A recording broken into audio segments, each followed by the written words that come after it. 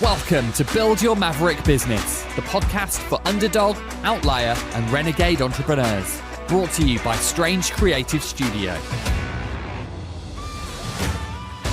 If you dream of going off on your own and launching your rebel empire, but don't know where to start, you're in the right place. We'll teach you how to use mindset, branding, and practical advice to build a killer business and transform your world. And now, here's your host, founder of Strange, Alex Pitt. Hello, my loves. It feels like forever since I last spoke to you. I know for you, I was here last week, but for me, I've been living it up in the US for the last couple of weeks and had the most amazing time. Such a good time over there. So we went over for When We Were Young Fest, the festival that nearly wasn't. Oh my God. That day, right, if you don't know anything about this festival, it was rumoured to be the emo version of Fire Festival. Because when they first announced the lineup, it seemed too good to be true. Like so many amazing bands all playing in one day. And everyone said, no, there's no way that can happen. It's not real. If you buy tickets to it, you're an idiot.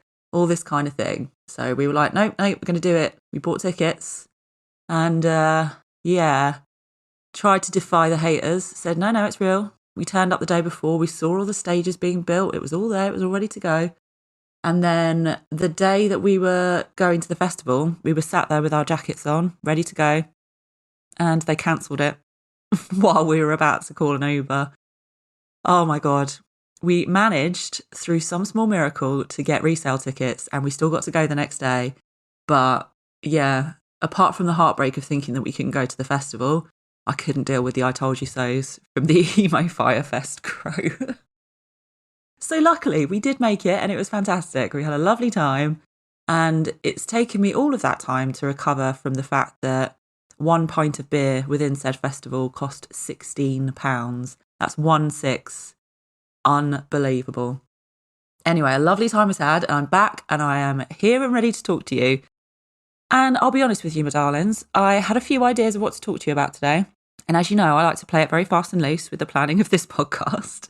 So they've gone out the window and I'm going to talk to you about something completely different because I was having a conversation with some people yesterday. You know, I like to chat to other founders, like to talk to people in my network. And there was a really, really emotional conversation that happened. And I won't go into it because obviously I respect everyone's privacy. Don't want to talk about things that were shared in a safe space. But the general gist of the conversation, and it's one that I've had a lot of times with other founders, was that people weren't really having a very good time. People weren't really enjoying running their business. And for various reasons. And, you know, everyone's different and everyone faces different challenges at different times. And I say it all the time, it's really hard when you run a business. But what I noticed is that this is something that happens to everyone. And it's a real trap that people fall into, I think, because in a lot of ways we cling on to things that are kind of force-fed to us by society and the kind of 9-to-5 culture that we've all grown up in. And one of the perks of doing your own thing is that you don't have to be married to that. You don't have to, you know, wake up at whatever time in the morning and you don't have to work for 8 hours a day. You don't have to do X, Y, and Z. You really can do whatever you want because you're not doing it on behalf of anyone else, right? You're doing it for you. And this conversation that we had yesterday, it really got me. Well, it really got me and I was quite emotional on this call. I think because I realised that in so many ways, I've been in this position and I really often fall into this trap of just actually not really enjoying any of this, right? I tell you all the time about how I have meltdowns, about the struggles that I face, about things that go wrong. And really what I want to say to you today, and this is going to be a very, very short and sweet episode, all right, my dears. The most important thing that you have to remember is that everything we do, right? Sorry if I'm going to get a little bit philosophical on you right now. Bear with. Everything that we do, right? And I'm not just talking about business, I'm talking about everything. Everything we do, it is because through a certain set of steps, we think we are going to make ourselves happy, right? So say, for example, okay, I want one day to learn to drive. I can't drive right now because I live in London, so I get public transport everywhere and I walk a lot. But I eventually want to learn to drive.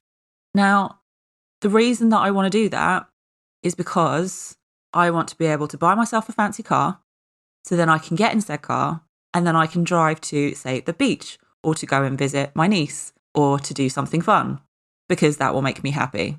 So it's nothing to do with the car. It's nothing to do with having that skill. It's about the way that I want to feel at the end of it. Okay? So when people say that they want to win the lottery, if you ask them why they want to win the lottery, they'll probably say, because I want to buy a nice big fancy house, or because I want to go to Dubai. If you ask them why they want to do those things, eventually it all comes back to, because I want to be happy. Okay? Now, running a business is really, really tough. So much of the time, it's really tough, especially at first, especially in those first few years. Things can seem so difficult and so overwhelming. But if you think back to the reason why you started this in the first place, like why you're doing it, I imagine that on some level, it was because you thought it would make you happy. If you think back to all the times where you had to drag your ass out of bed in the cold in the winter to wait at a bus stop in the freezing rain to go and make somebody else money, doing a job that you fucking hated, because that was the only way that you knew how to, live this modern life. And you decided one day that you were going to start your own thing so that you didn't have to do that, right? The romanticized idea of starting your own business was going to make you happy. Now, I think back to those years a lot. I think about all the times that I had ideas that were shot down, all the times that I had people try to steal my good ideas, the times where I had to fight as a woman in the workplace and hearing some ridiculous sexist shite from my 50-year-old male peers. All of those things made me think, no, I am not for this life. This is not what I'm supposed to be doing. And so I started Strange. I went off on my own and I started Strange.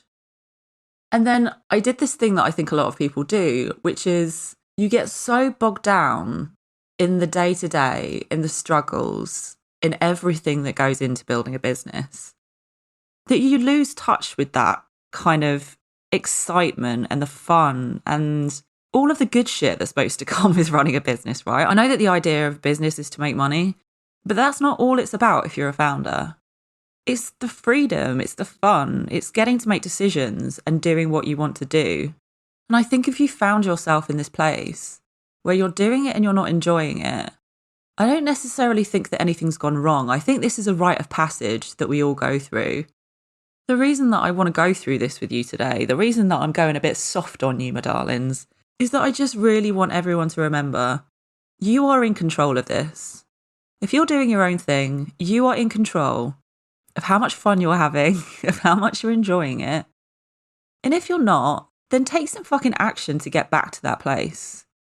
I've gone through periods where I've been so bogged down in it that I've just thought, God, would it just be easier if I went back and got a full-time job?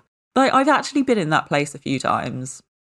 And luckily, it is fleeting and it doesn't last very long, because all I have to do is think back to my full-time days and I remember how completely unfulfilled I was. And that's worse than, being frustrated or being stressed or being a bit overwhelmed sometimes. That is just screaming into the abyss. That is awful. Feeling like you're not achieving your potential and building on your dreams, that is shite. And I know that I wouldn't go back to it. But that doesn't really help on those days where I just feel a bit shit and everything's really tough. So do you know what I do on those days? I stop fucking working. I stop working.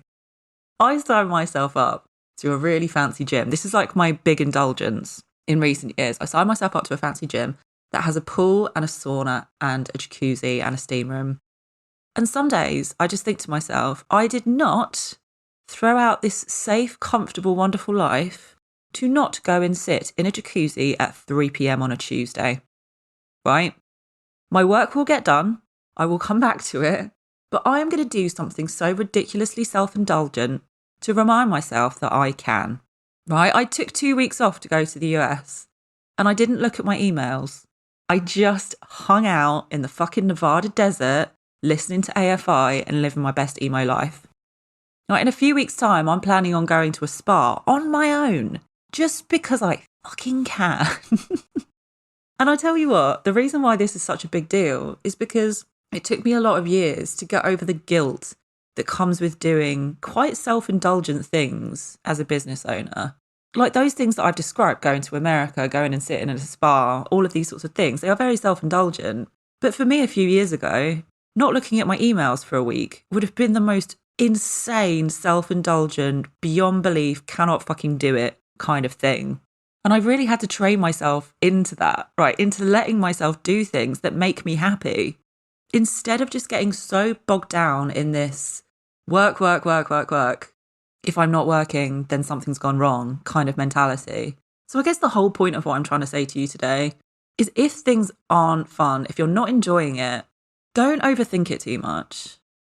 Just go away and work out how you can bring some of that joy back into what you're doing and into every day. Because yes, running a business is very fulfilling and it's great fun, but it's also something that you do while this wonderful fucking thing called life is happening around you. We run a business to make money, and we make money to spend on things that are going to make us happy. Don't forget to go off and do some shit that's going to make you happy. All right, my dears? Bit of an emotional one today. Sorry to get all soppy on you, but also not sorry. Go and do something nice for yourself, even if it's just turning off your emails for an hour and getting in the fucking bath. All right?